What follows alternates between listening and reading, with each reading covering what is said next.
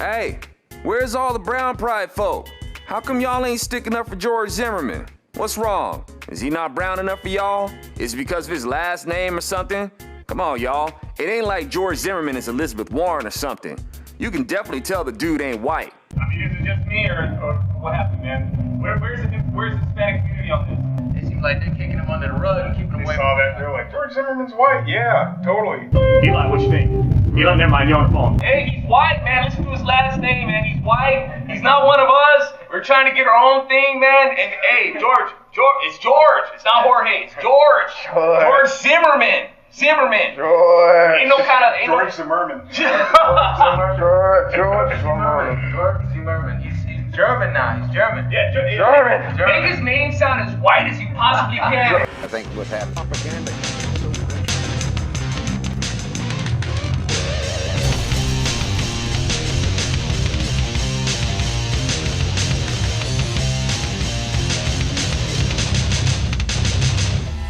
I'm not gonna talk much about the events concerning Trayvon Martin and George Zimmerman per se.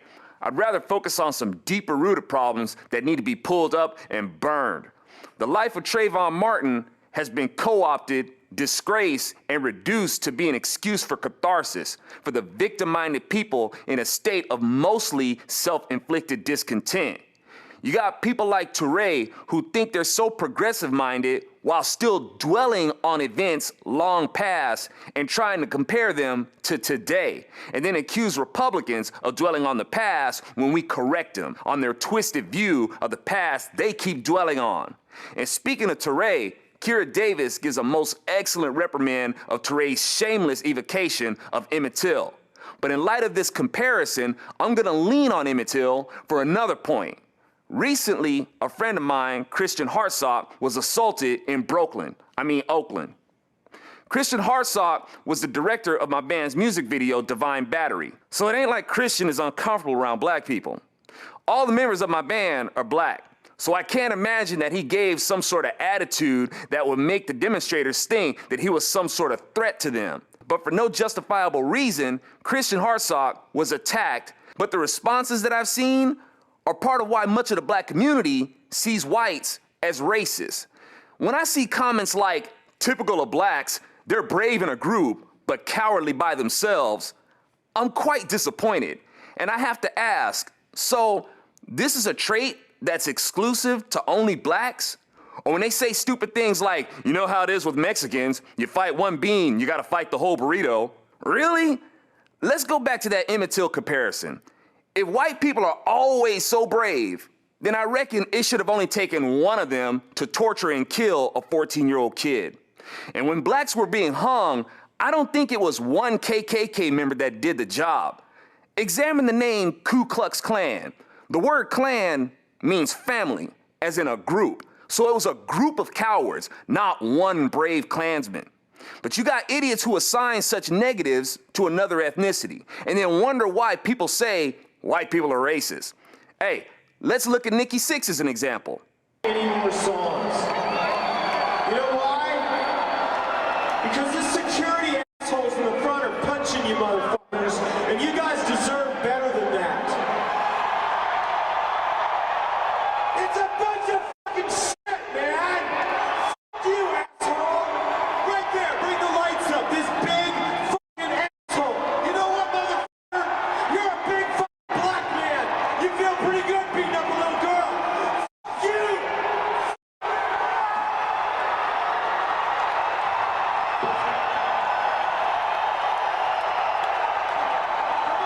You know what, motherfuckers? Kick this fucking guy's ass! Kick this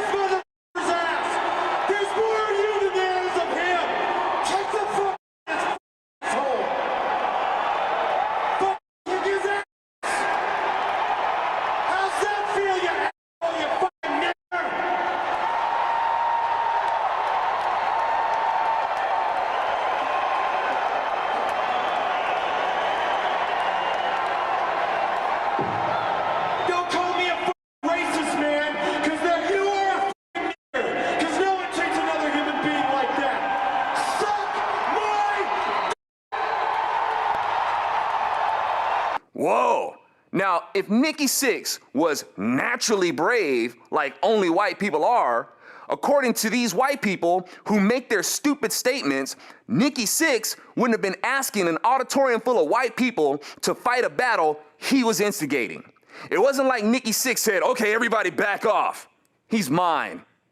But like too many of you morons, you say and do stupid stuff like this, and even defend people like Nikki Sixx for doing stuff like this, cheering him on and wonder why people think you're racist, and try to claim you're not one.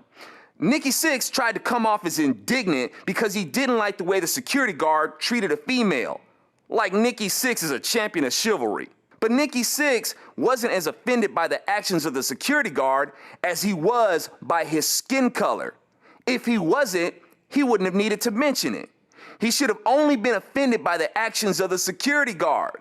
But Nikki Sixx just used another black person to glorify himself, because that's typically what liberals do. But anyway, humor me again, you white people in question who assume that white folks are the only ethnicity on the planet that doesn't gang up on people. While Nikki Sixx specifically says there's more of you than there is of him, and making sure the audience focus on his skin color. But this ain't all white people, and I thank God I don't pigeonhole entire ethnicities. There's plenty of brave whites, blacks, and all in between, and we see them all the time, whether they be in a fire truck or in a fighter plane. Or people like Christian Hartsock, who went into the lion's den to understand what's going on and try to relay it to you. I don't at all think that all whites are racist. I think many are very naive when it comes to race. And I know that with whites, the highest concentration of bigotry and race baiting has always come from those who vote Democrat. And if you liberals can overlook the morbid and murderous, bigoted history of the Democrat Party, the party that has the blood of Martin Luther King on their hands, and say that the Democrat Party has changed, then I gotta ask, where's the past for George Zimmerman? He's a Democrat.